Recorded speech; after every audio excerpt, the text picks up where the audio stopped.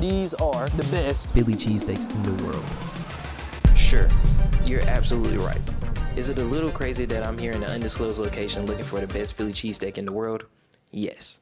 However, it is for a good reason, I promise. It has a lot to do with one of my best friends in the whole entire world, and only a tad bit to do with me. Let me explain. This is one of my best friends in the whole entire world, and his name is Rossi. Now, me and Rossi have been friends for a long time. So long that Rossi even knew me in this photo. And Rossi just got casted for one of his plays in our university, and Rossi had one wish that I have to fulfill. Try the best Philly cheesesteak in the world. And so I'm going to be going on a mission and bringing Rossi back the best Philly cheesesteak in the whole entire world. Also, I have some incentive in this as well. And that would be... I love Philly cheesesteaks.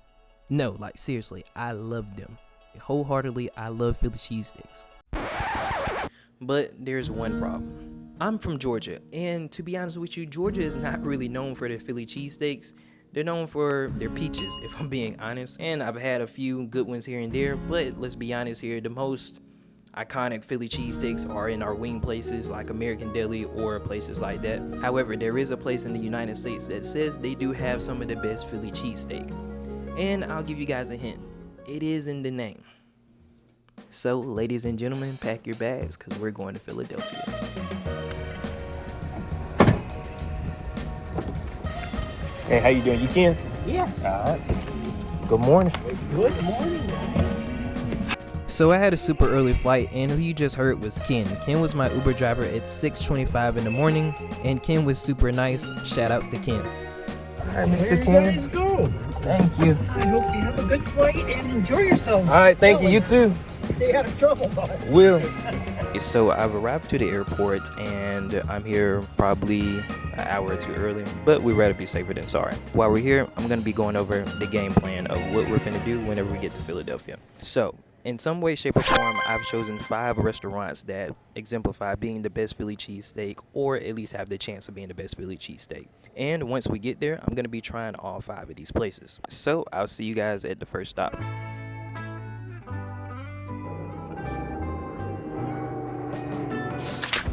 Okay, so right now we are at Geno's. And Geno's opened in 1966 with neon lights and a lot of confidence. If you're walking through South Philly and you see enough neon lights to fill up half the city, you found Geno's. It's loud, bright, and unapologetic. Kind of like Philly itself. Open 24/7, the smell of steak hits you before you even see the sign. And Geno's and Pat is known for their notorious rivalry, I guess, because literally they are across the street. So I ordered my Philly, and it was time for me to eat. Thank you.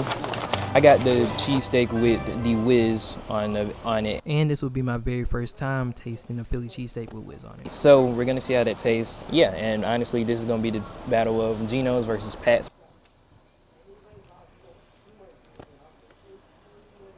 It ain't bad. Yeah, I'm just not a fan of the cheese whiz. I would say the cheese whiz is low key. Yeah. I don't like the cheese whiz, if I'm being honest. After this though, it was time to go see the other side of this rivalry at Pat's. So obviously, besides the rivalry, Pat's does have a lot to offer, and it has a whole lot of history behind it. This is where it all began, right here at Pat King's Steaks. Back in 1930, a South Philly hot dog vendor named Pat Oliveri decided to throw some thinly sliced beef on the grill for lunch. A cab driver caught a whiff, asked for one himself, and before long, word spread across the city. The simple idea, a crusty roll, grilled steak, and later melted cheese, turned into a Philly legend to become the Philly cheesesteak we know today.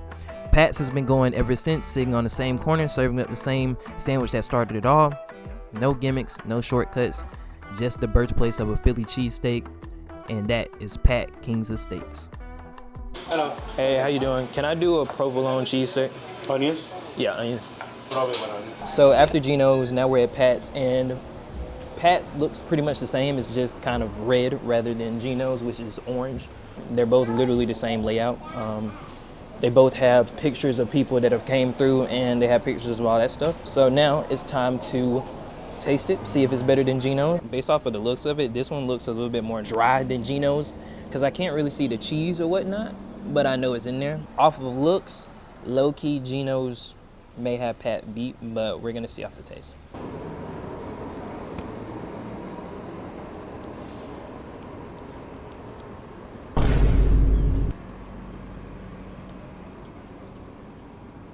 Oh no. This ain't it, y'all. This ain't it, Chief! Yeah, it's very dry.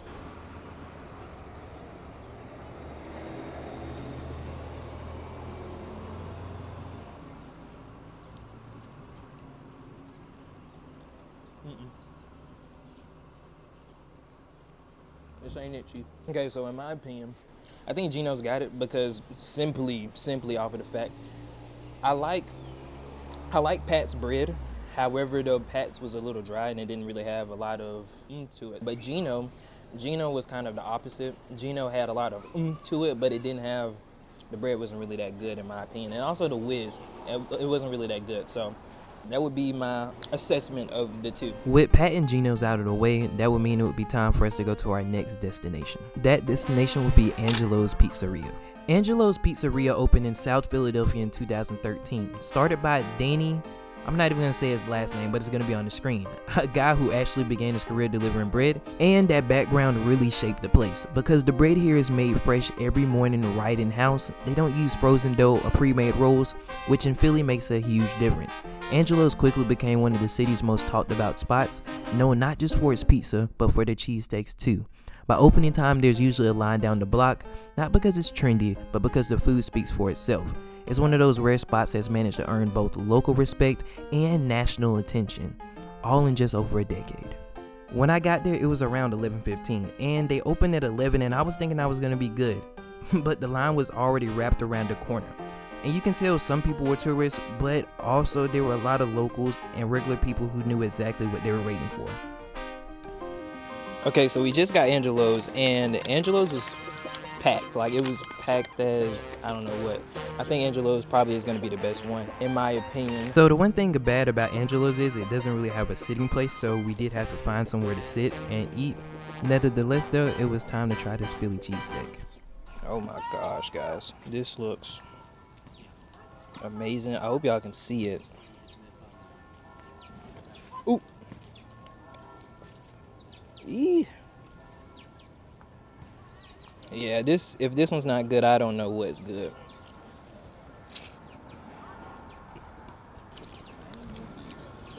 This is top notch.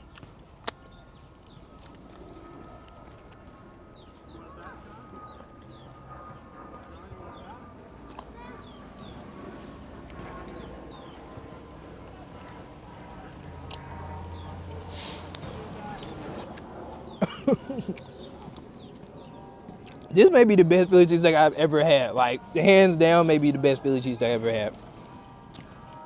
Oh my goodness, this is amazing. This is what you come to Philly for. Oh my goodness.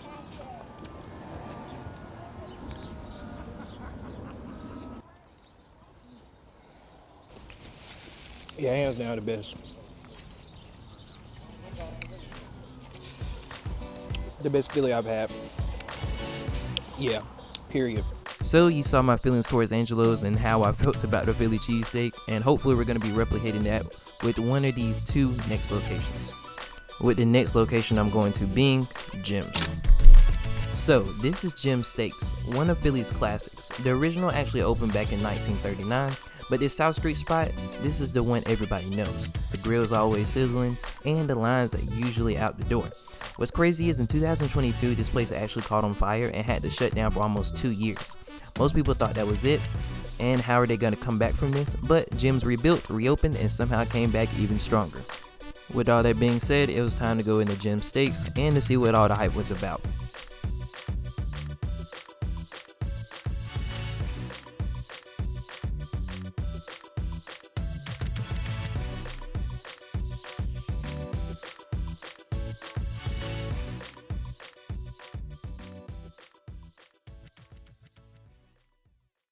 Okay, so right now we're in Jim's South Street, and this looks amazing. Something that's pretty cool and something a lot of people don't realize is part of the new Jim's South Street actually used to belong to a local artist named Isaiah Zagar.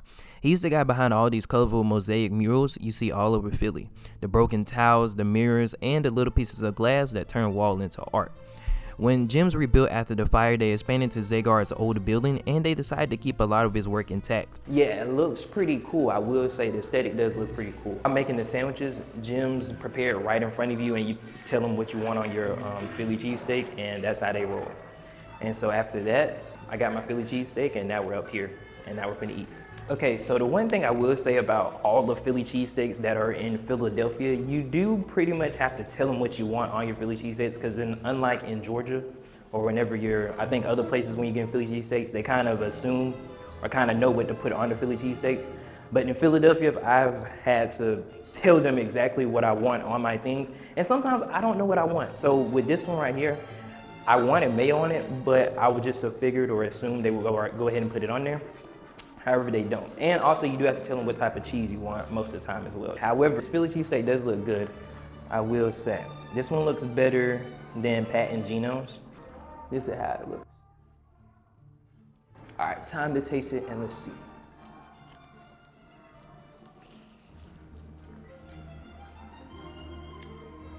It's solid.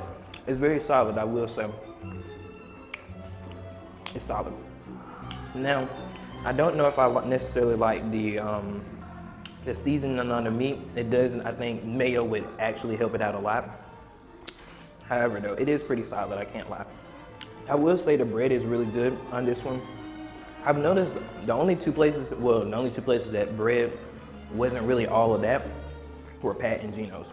However, Jim's and Angelo's, their bread has been on point, I can say. I finished my Philly cheesesteak, and that would mean it would be time to say bye to Jim's Steaks and on to the final location.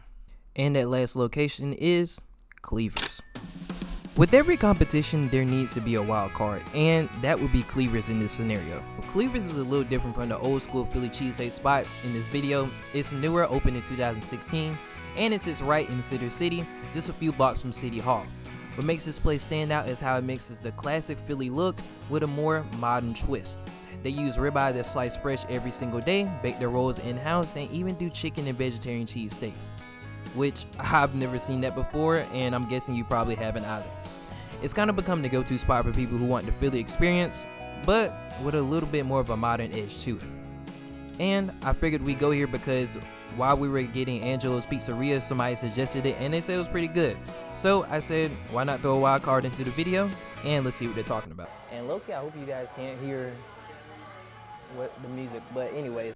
As y'all can hear, y'all can definitely hear the music in the background. So I'm going to be going voice over it and explaining y'all pretty much what I was thinking, how it tasted, and all of that good stuff. Here's pretty much how the Philly cheesesteak looked. And with the Cleavers, they do offer waffle fries, which I'm a big fan of. I love me some waffle fries. And after tasting the fries, they were cool. They weren't better than Chick-fil-A's waffle fries, I'll put it to you like that. But they were waffle fries. Now it's time for the main event, the Philly cheesesteak. So with Cleavers, I really did like their bread. The bread tasted really good. And plus the Philly cheesesteak tasted good as well. And also you can see it had that little cheese pull. You can see me nodding my head. With all of that though, it was time for me to go ahead and finish up my food. So I finished up my Philly cheesesteak. And I finished up the fries, as you can see, and it was pretty good. But as I told you before, Cleavers is not really a prototypical Philly cheesesteak place. Cleavers does indeed have milkshakes, so I went to go order me a milkshake. Hey, can I just get a regular vanilla milkshake? Vanilla milkshake? Yeah. Once I got my milkshake, I tasted it, and it was pretty good. But with this milkshake, I would have so many things to be thinking about. And the number one priority would be, what would be the number one Philly cheesesteak in the world that I would be giving to Rossi?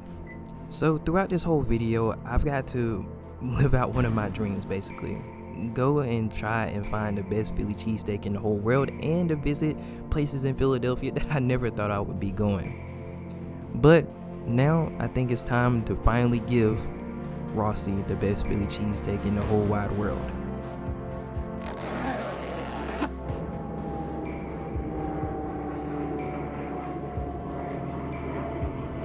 All right, Rossi. With great power comes great responsibility. Here is the best Philly cheesesteak in the whole entire world.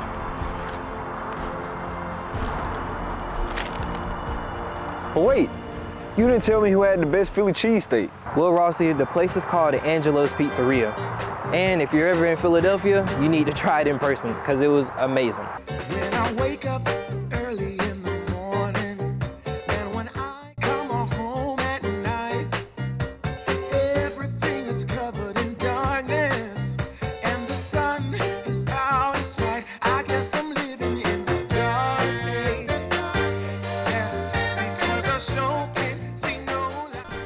And like always, I'm not gonna tell you to like, comment, subscribe because you should want to do that yourself. But here are 2 videos that YouTube thinks you will like that are on my channel, and if you want to go check them out, hey, be my guest.